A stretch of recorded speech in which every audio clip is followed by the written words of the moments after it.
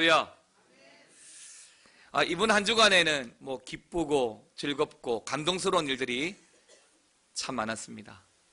감히 상상도 할 수 없었던 북한의 또 최고 실권자가 우리 군사 분계선을 넘어오고, 또 우리 대통령이 또 갑자기 지어진 일이지만 군사 분계선을 넘어가고, 같은 날 같은 시간에 군사 분계선을 양 정상이 오고 간다는 것만으로도 참 감동스럽고, 또 함께 내내 담소를 나누고 함께하는 것을 볼 때 가슴이 굉장히 뭉클했습니다.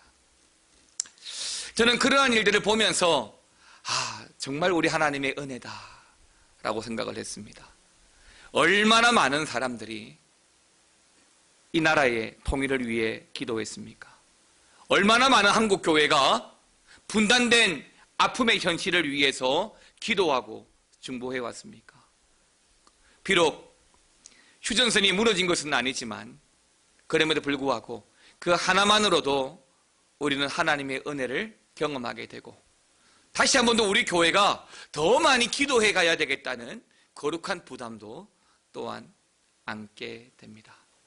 하나님께서 그렇게 우리와 함께 해주셔서 한 주간을 또 감동케 해주셨다고 한다면, 오늘 또 다음 주, 아니 매 순간순간에도 우리 하나님은 그렇게 우리를 돌보시고 예상하지 못하는 하나님의 일로 더 많은 감격과 감동을 경험해가며 살아갈 수 있기를 먼저 주의 이름으로 축원합니다. 여러분, 커피를 좋아하시죠? 네. 대답이 좀 시원찮긴 하지만 우리 교회 로뎀나무 홀이 생긴 이후로 커피를 안 좋아하려 해도 그럴 수가 없죠. 만일 커피를 안 좋아하시면 어느 영화의 대사처럼 배신입니다, 배신. 어떤 분은 커피를 마시면 잠이 안 오고 심장이 뛰어서 안 마신다고 하시던데, 로뎀나무 홀이 완공되어진 이후로 계속해서 커피를 마시는 모습을 제가 종종 보게 됩니다. 여러분도 아시다시피 저도 참 커피를 좋아합니다.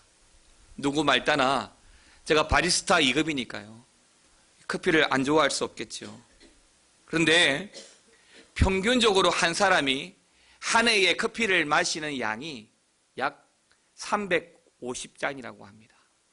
그러면 1년 평균을 내면 어쨌든 한 사람이 하루에 한 잔씩은 다 마신다는 이야기입니다.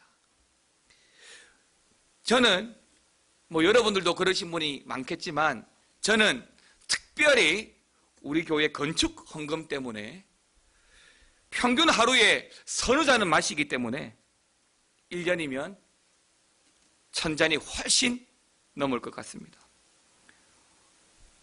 건축을 위해서라면, 건축 헌금을 위해서라면 하루에 서너 잔은 마셔줘야죠. 공감을 안 하시네요. 여러분, 커피는 커피나무의 열매를 따다가 그 중에 체리라고 하는 열매를 물이나 또는 말려서 다 벗겨내고 그 안에 씨를 볶아서 가루를 낸 것을 따뜻한 물이나 전기로 뽑아 마시는 음료입니다. 커피에는 고유한 맛이 좀 있습니다. 쓴맛이 있고 신맛이 있고 심지어 커피 안에는 단맛도 있습니다. 그러나 커피나무의 열매, 즉 체리 안에는 씨앗, 생두, 원두가 되기 전에 생두가 들어있는데, 이것을 커피라고 생각하고 그냥 먹어보게 되면 아무 맛도 나지 않고 생두기 때문에 심지어 비린내가 나서 도저히 그냥은 먹을 수가 없습니다. 그래서 우리가 커피를 먹을 때는 그 커피 열매인 그 체리를 따서 조금 전의 과정을 통해서 원두인 생두를 로스팅이라는 과정을 거칩니다. 로스팅을 통해서 열이나 불로 가열해가지고 쉽게 말하면 참기름 볶듯이 볶는 거예요. 그런 과정을 통해서 우리가 마시는 커피의 맛과 향을 비로소 내게 되는 것입니다. 사랑하는 성도 여러분, 예수 믿는 성도의 삶도 그런 것 같습니다. 먹을 수 없는 커피를 생짜배기 생두를 따서 불로, 열로 가열해서 우리가 먹고 마시고 향이 좋은 커피를 만들어내는 것처럼 생짜배기의 인생을 살아왔던 우리가 예수 그리스도의 그 십자가로 말미암아 가열되어져서 성도가 되어지고 변화되어지는 성숙함을 경험해 가면서 참 맛있는, 참 멋있는 성도로 자라가게 되는 것 같습니다. 오늘 본문의 말씀을 보게 되면 비록 한 절의 말씀을 읽었지만 이 2장 9절 전후에 있는 말씀들을 통해서 우리가 중요한 한 가지 주제를 이 말씀에서 발견할 수가 있습니다. 그 주제가 뭐냐면 거룩한 하나님의 백성은 어떻게 살아가야 하는가라고 하는 질문을 주제로 삼을 수가 있습니다. 거룩한 하나님의 백성은 어떻게 살아가야 하는가? 이 사실을 증거하기 위해서 오늘 본문은 4가지 증거를 우리에게 설명을 하고, 그것이 진짜라고 한다면 그 4가지 증거를 통해서 우리 성도들이 어떻게 살아가야 되는지에 대해서 오늘 본문 말씀이 말씀해주고 있는 거예요. 본문 말씀 2장 9절 말씀 같이 한번 읽어보겠습니다. 시작. 그러나 너희는 택하신 족속이요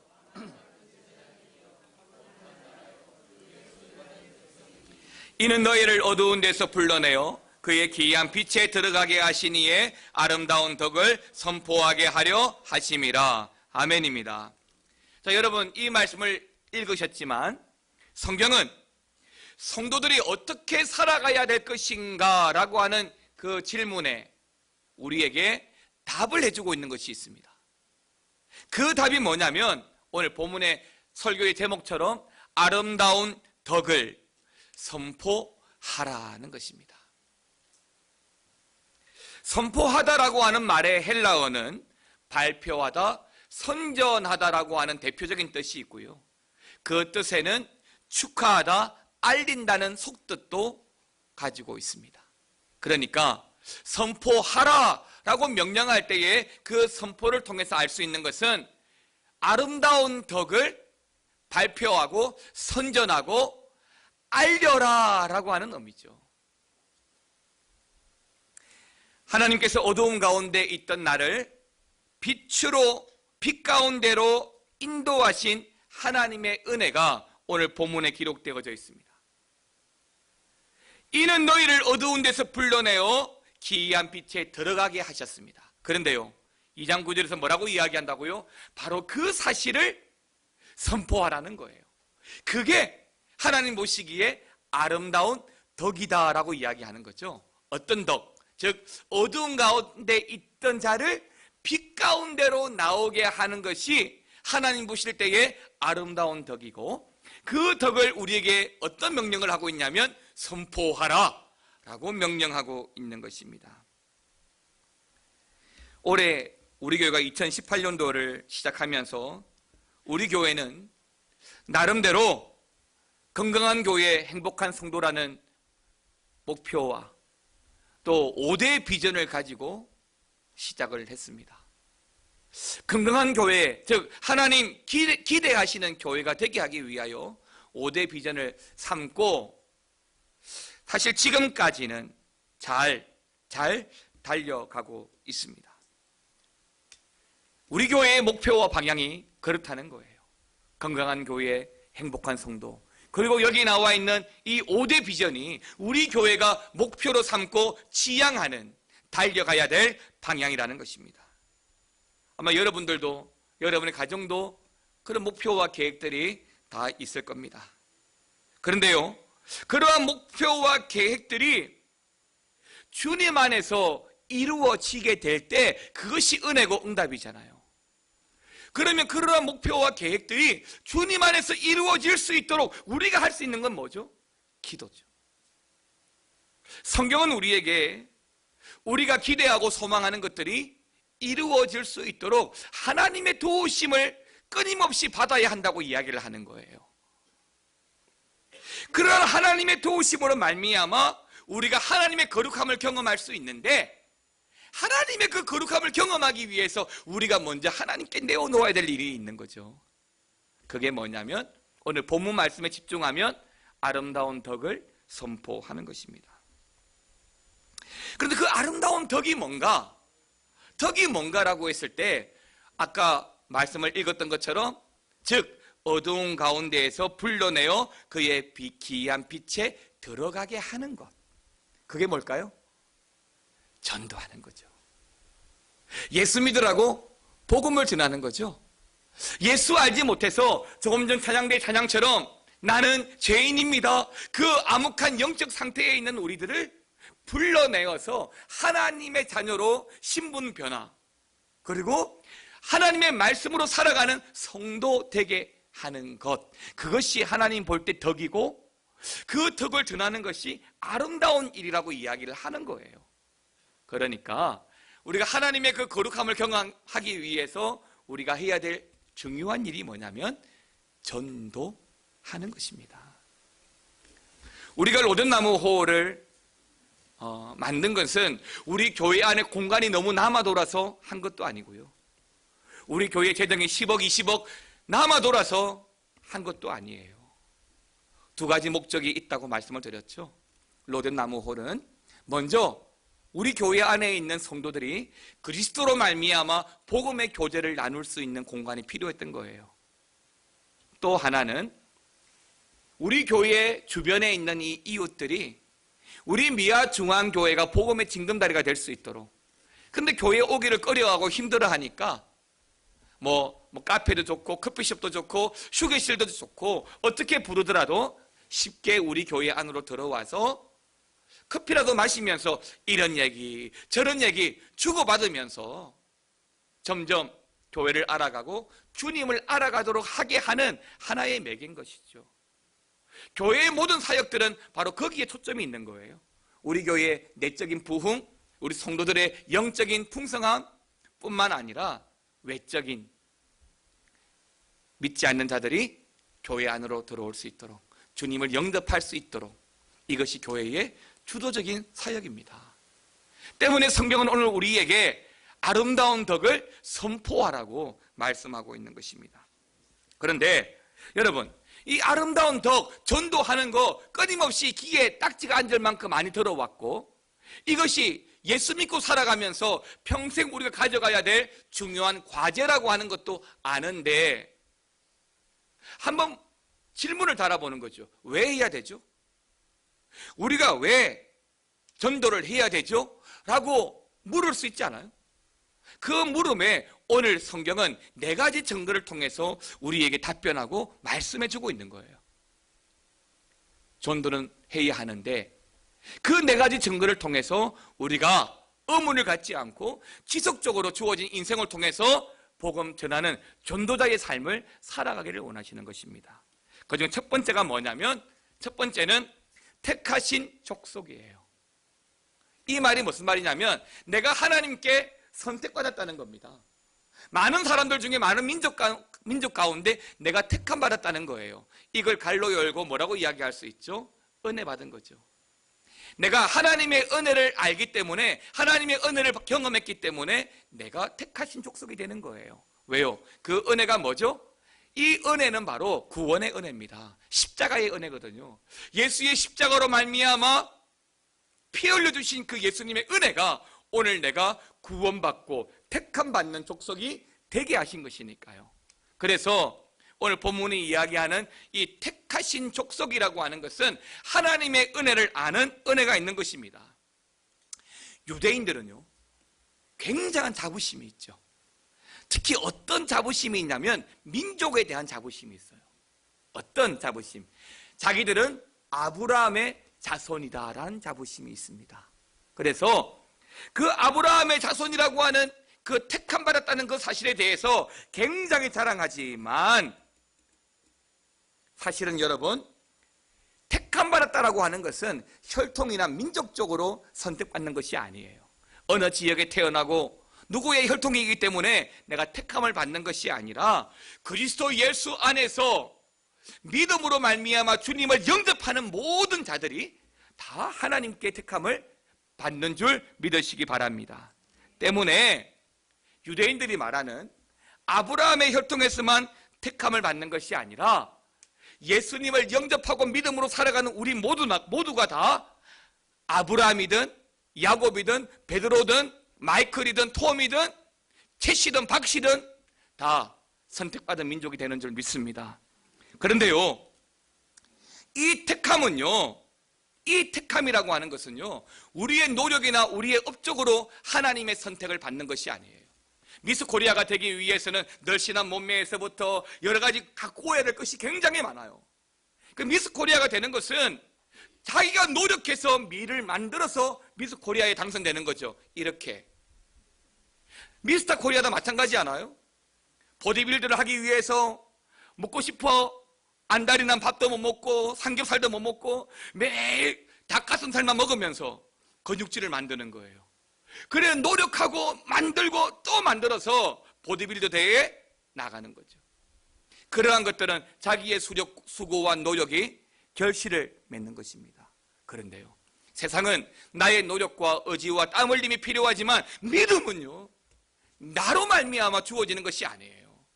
내가 노력하고 내가 살아온 인생 때문에 구원받는 것이 아니고 택함받는 것이 아니라 하나님의 은혜로 구원받으신 줄 믿으시기를 바랍니다. 때문에 택함받은 족속이라는 사실을 왜 강조하냐면, 그래 나 때문에 나의 노력과 수고 때문에 내가 구원받은 것이 아니라면 그저 주신 하나님의 은혜라 십자가로 말미암아 내가 택함받았다고 한다면 그 은혜에 합당하게 살아가야 된다는 것이죠. 그런데 여러분 성경을 쭉 보세요. 창세기에서부터 요한계시록까지 참 줄기차게 우리 하나님께서 우리에게 요구하시는 것이 뭐죠? 전도예요. 전도예요. 모든 족속으로 주님의 자녀 되게 하는 것이 바로 줄기차게 성경이 우리에게 요구하는 첫 번째이자 마지막 과제거든요. 그래서 오늘 하나님께서 우리를 택하신 족속 삼은 겁니다. 은혜를 알 수 있도록 택하신 족속을 삼은 거예요. 왜? 어떤 사람이 그런 하나님의 마음을 알 수 있냐면, 택함 받은 사람이, 하나님의 은혜를 받은 사람이 하나님의 뜻을 알거든요. 그러면 헌신하죠. 오늘 이 시간 마치고 식사를 하러 가잖아요. 우리 남전도회, 특히 베드로 전도회가 주축이 되어서 음식을 만들었습니다. 우리 남전도회 임원 한 분이 저에게 말씀을 하시더라고요. 예산은 블록버스터급으로, 그리고 실제는 독립영화급으로 음식이 준비되었다라고 이야기하더라고요. 예산은 어마어마하게 들어갔는데 오늘 음식의 질은 저 예산 독립영화처럼 이렇게 철철하게 먹게 될 것 같다라고 말씀을 하시더라고요. 뭐 굶주리지 않는 것만으로도 감사한 일인데 우리 남전도회가 주도가 되어서 어떤 음식을 먹게 될지 굉장히 궁금하기 짝이 없습니다. 그러나 여러분, 중요한 사실은 그 남전도회원들이 사실 부엌일 잘 못하잖아요. 잘 안 하잖아요. 그런 분들이 자신의 시간을 내고 함께해서 음식을 함께 할 수 있는 것이 저는 은혜라고 믿어요. 그게 헌신이죠. 내가 택함 받았다는 그 사실을 기억하고 내가 하나님의 자녀라는 사실 때문에 내가 수고하고 헌신할 수 있는 거죠. 저는 우리 교회 안에 그런 섬김과 그런 도전이 더 많았으면 좋겠어요. 오늘 성경은 우리에게 말씀합니다. 에베소서 2장 8절 9절 같이 한번 읽겠습니다. 시작. 너희는 그 은혜에 의하여 믿음으로 말미암아 구원받았으니 이것은 너희에게서 난 것이 아니요 하나님의 행위에서 난 것이 아니니 이는 누구든지 자랑하지 못하게 함이라. 할렐루야. 사랑하는 성도 여러분, 택함 받은 은혜가 얼마나 귀한지 아시겠죠? 하나님께서 십자가로 말미암아 거저 주신 은혜입니다. 소중하죠? 그 때문에 감격이 있는 거예요. 때문에 여러분들이 그 은혜가 감사하고 내가 택함 받은 것이 감격스러우면 그 택함 받음에 대한 책임을 여러분들이 지셔야 돼요. 그게 뭐냐면 두 번째 이야기예요. 택함 받은 자녀로서 감당할 수 있도록 두 번째 하신 말씀이 바로 왕같은 제사장입니다. 즉 왕 같은 하나님께서 우리에게 요구하시는 일이에요. 왕 같은 일이에요. 여러분, 제사장이 하는 일은 뭐죠? 제사를 집도합니다. 우리가 예물을 가져오면 제사장들은 그 예물을 하나님께 드리는 중보의 역할을 합니다. 그래서 구약에 보게 되면 아무나 이 성소 안으로 들어올 수 없었죠. 제사장만 성소 안으로 들어왔어요. 심지어 이 지성소는 제사장 중에서도 대제사장만 들어올 수 있죠. 그것도 1년에 단 한 번 7월 14일 대속죄일에만 들어올 수 있습니다.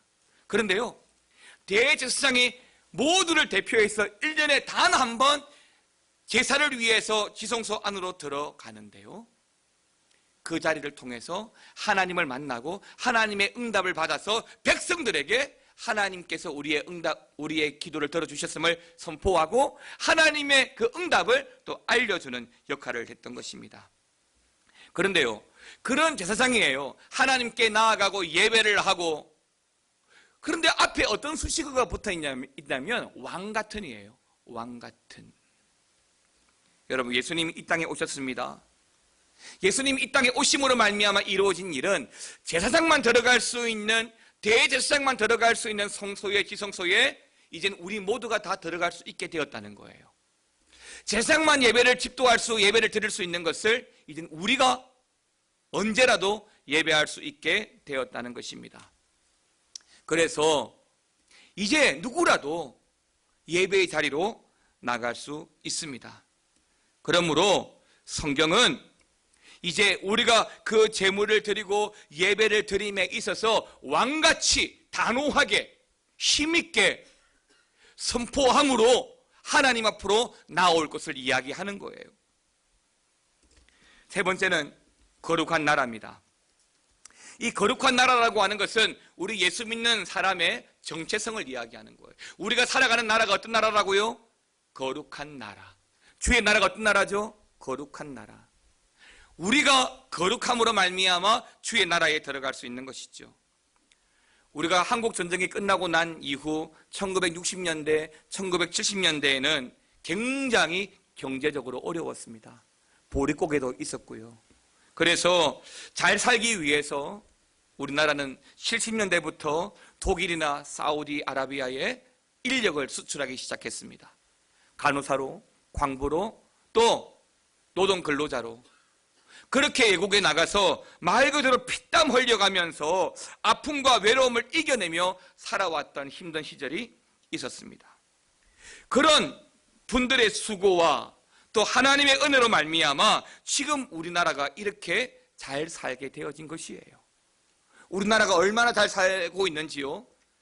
경제적으로는 세계 경제 10위라고 하는 대국입니다. 얼마 전에 평창에서 있었던 평창 겨울 올림픽 때도 모두 92개의 나라가 참가를 했는데 그 중에서 우리나라가 7위를 했어요.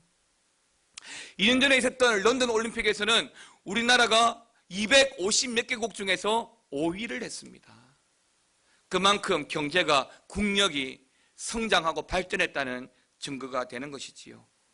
이런 이야기를 하면 내가 우리나라에 산다는 것이 자랑스럽지 않습니까? 내가 참 한국민이라는 사실이 그렇게 자랑스러울 때가 있는 거예요. 외국 사람들이 밤 10시가 넘었는데 이렇게 돌아다녀도 사람이 죽지 않고 다치지 않고 와, 대한민국 대단해, 그런 말 할 때마다 굉장한 자부심이 있지요. 제가 외국에 잠시 살았을 때에 한국이 좀 유명해져서 외국 사람들이 박수를 보낼 때 굉장히 기분이 좋죠. 특히 제가 외국에 있을 때에는 그 싸이의 강남스타일이 세계를 막 휩쓸 때였거든요. 그 뉴질랜드 키위들이 우리를 볼 때마다, 특히 학교를 다니는 우리 어린 아들 하늘이를 볼 때마다 싸이 싸이 싸이 막 그러면서 우리 아들 한때 날마다 하는 말이 강남스타일 춤추라고. 춤도 출지 모르는데, 그러면 우리 하늘이가 본 것이 있어서 어떻게 하냐면 그냥 이렇게만 해요. 그러면 그 아이들이 와 그러더라고요. 그런 일들로 인해서 내가 한국 사람이라는 게 참 자랑스럽다는 것이죠. 사랑하는 성도 여러분, 성경에서는 거룩한 나라에 대해서 말씀하십니다. 거룩한 나라의 개념도 그렇습니다. 우리가 자랑할 만한 나라, 우리가 자부심을 가지고 살아갈 만한 나라, 그 나라가 하나님의 나라죠. 근데 그 나라를 통해서 하나님께서 우리 기대하시는 것이 뭐냐면 그 택함받은 나라, 그 거룩한 나라, 그 은혜의 나라에 모든 백성들이, 모든 족속들이 나오기를 원하는 것입니다. 그래서 출애굽기 19장 6절은 이렇게 말합니다. 너희가 내게 대하여 제사장 나라가 되게 하며 거룩한 백성이 되리라. 너는 이 말을 이스라엘 자손에게 뭐 할지니라? 전할지니라. 할렐루야. 여러분 나라가 자랑스럽고 또 여러분의 교회가 자랑스럽고 여러분의 가정이 자랑스럽고 여러분의 믿음이 자랑스러우면 바깥에 나가서 뭐 해라고요? 전할지니라. 할렐루야. 사랑하는 성도 여러분, 구별된 하나님의 백성으로 거룩하게 살아가라는 명령, 이 명령은 우리로 하여금 그 거룩한 하나님의 나라를 자랑하고 그리고 많은 영혼들이 그 거룩한 나라의 삶을 살아갈 수 있도록 전도하라고 이야기하는 거예요. 가족에게, 직장 동료에게, 학교 친구에게, 선 후배들에게 거룩한 나라에 사는 하나님의 백성의 모습을 여러분들로 하여금 보여주라고 이야기하는 거예요. 아름다운 덕을 선포하라고 하는 말은 내가 예수 믿고 잘된 것을 자랑하라고 이야기하는 것이고요, 내가 사회에서 인정받고 살아가는 것이 내가 예수 믿고 있는 성도이기 때문이라고 자랑하라는 것이에요. 전에도 말씀을 드렸지만 연말 연초마다 우리나라에는 각종 시상식이 되게 많아요. 제가 한 번씩 그 시상식을 유념해서 좀 보고자 하는 것은 어떤 누가 그 수상을 하면서 어떤 말을 할까에 대한 관심이 있는 거예요. 요즘은 제가 좀 영리해져 가지고 다 안 봐요. 유튜브에 어떤 예수 믿는 사람이 이런 말을 했다더라, 그런 말을 들으면 그 사람만 찾아봐요. 그러면 상 받다가도 어떤 사람은 찬송을 부르는 사람도 있고 어떤 사람은 하나님의 은혜라고 고백하는 사람도 있고 어떤 사람은 예수의 보혈의 공로입니다라고 말하는 사람도 있고요. 심지어 대만의 어떤 유명한 대상을 받은 연기자는 주기도문을 그 자리에서 암송한 일도 있습니다. 왜? 내가 상을 받아서 기쁘고 내가 잘 돼서 기쁘지만 이것이 하나님의 은혜라고 자랑하는 것이고, 또 하나 내가 이렇게 잘하는 것은, 내가 이렇게 칭찬받고 있는 것은 내가 거룩한 나라에 살고 있기 때문이라고. 간접적으로 당신들도 예수 믿고 거룩한 나라에 살게 되면 이런 감격과 은혜를 경험할 수 있다라고 자랑하는 거죠.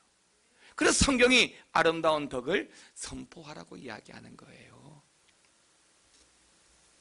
사랑하는 성도 여러분, 전도의 거룩한 목표를 달성하기 위해서 우리는 지키고 살아가야 될 것들이 참 많습니다. 내 바로 옆집에, 내 바로 윗집에 예수 믿으라고 전도하기 위해서는 내가 살아가야 될, 보여줘야 될 모습들이 굉장히 많아요. 죄송합니다. 삶은 참버같이 살아가면서 예수 믿으라고 말한다면 손가락질을 받을 만하지 않겠습니까? 때문에 예수 믿는 사람들은 아름다운 덕의 삶이 필요해요. 그리고 그럴 때 아름다운 덕을 선포할 때 이웃에 있는 분들이 주님께 나올 수 있는 중요한 가교가 된다고 믿습니다. 네 번째는 소유된 백성입니다.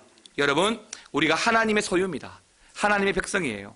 때문에 하나님 앞에 나와서 순종해야 하는 것이죠. 우리가 하나님의 자녀가 되었다는 말이 하나님의 소유된 백성이라는 말입니다. 여러분, 자녀들을 보게 되면 착한 자녀들이 있어요. 참 유독 착한 자녀가 있습니다. 부모님들에게 착한 자녀가 어떤 자녀냐 물어보면 똑같이 하는 말이 있어요. 어떤 자녀들이 착한 자녀일까요? 자, 보기를 냅니다. 1번 공부 잘하는 자녀, 2번 돈 많이 벌어다 주는 자녀, 3번 어디서 나가든지 칭찬 듣는 자녀, 4번 말 잘 듣는 자녀. 어떤 자녀가 여러분 볼 때 착한 자녀예요? 몇 번이에요? 1번? 3번? 칭찬 듣는 자녀? 비슷하긴 한데 제가 원하는 답은 4번입니다. 말 잘 듣는 자녀예요. 말 잘 듣는 자녀. 하나님의 말씀 잘 듣는 자녀가 착한 성도예요. 부모의 말 잘 듣는 자녀가 착한 자녀예요. 여러분, 성경을 볼 때 한 번씩 이해가 되지 않는 데가 있죠. 어려운 데가 있죠. 내가 감당하기 힘든 거 있죠. 근데 왜 순종해야 되죠? 하나님의 말씀이기 때문에 순종하는 겁니다. 그러면 하나님 보실 때 뭐라고 이야기하셔요? 잘하였도다 착하고 충성된 종아라고 이야기해요. 그걸 착각해 보시는 거예요. 가정에, 건강한 가정은 좋은 부모가 있고요, 또 그 말을 잘 듣는 착한 자녀가 있을 때 그 가정이 건강하고 행복한 것처럼 하나님과의 관계도 그래요. 우리가 하나님의 말씀 잘 들을 때 하나님과 나와의 관계가 건강하고 그런 교회가 또 행복하고 충만할 줄 믿습니다. 때문에 여러분, 하나님 말씀 잘 듣는 착한 성도 되시기를 축원합니다. 베드로 보십시오. 바울 보십시오. 말씀 받아들이기 어렵고 어려운 일을 행할 수 있는 그 이유가 뭐냐면 하나님 말씀해 주셨기 때문에, 그래 힘들고 어렵고 속상해도 말씀에 순종하고 나가니까 기적을 경험한 줄 믿습니다. 예수님께서 십자가에서 구원을 이루시고 부활하셨고 또 승천하셨습니다. 그리고 우리에게 하신 중요한 말씀이 있습니다. 사도행전 1장 8절입니다. 같이 한번 읽어보겠습니다. 오직 성령이 너희에게 임하시면 너희가 권능을 받고 예루살렘과 온 유대와 사마리아 땅끝까지 이르러 내 증인이 되리라 하시니라. 아멘입니다. 오직 성령이 너에게 임하시면 맨 끝에 뭐가 되리라 하시니라? 내 증인이 되리라 하시니라. 할렐루야.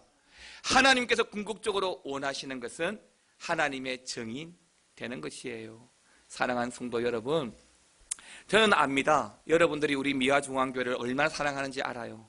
그래서 참 멀리 이사 가셔도 교회를 떠나지 않고 여기까지 교회에 오시고 또 인생에 좋고 나쁜 여러 순간들을 경험하시고 살아가시지만 그럼에도 불구하고 포기하지 않고 믿음으로 우리 교회를 섬겨주시고 있다는 사실을 사실 저는 잘 압니다. 그런데요, 그것도 정말 하나님 보시기에 귀하고 칭찬받아 마땅한 일이지만 정말 하나님께서 여러분들을 왕같은 족속, 택함받은 족속, 거룩한 나라의 제사장 삼으신 것은 바로 이 이유 때문입니다. 내가 죽을 때까지, 하나님 우리 부르실 때까지 내 증인 되라고 하는 이 말씀들을 우리가 놓쳐서는 안 되는 것입니다.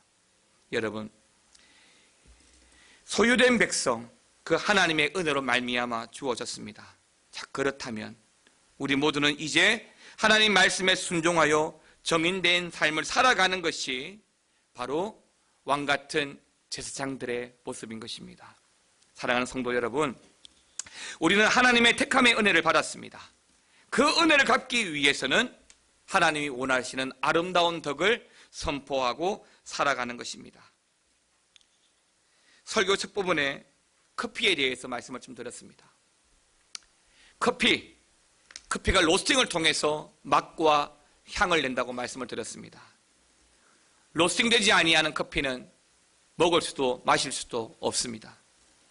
믿음으로 말미암아 우리가 하나님의 그 은혜로 로스팅 되어지면 커피 한 잔을 통해서 많은 사람이 감격하는 것처럼 믿지 않는 많은 영혼들이 로스팅된 우리를 통해서 주님을 경험하고 또 주님으로 말미암아 믿음의 삶을 살아가게 된다고 믿습니다. 사랑하는 성도 여러분, 오늘 하나님께서 우리에게 아름다운 덕을 선포하라고 하십니다. 그 덕을 선포하면서 정인된 삶을 살아가기에 부족함이 없는 저와 여러분 되시기를 우리 주님의 이름으로 축원합니다.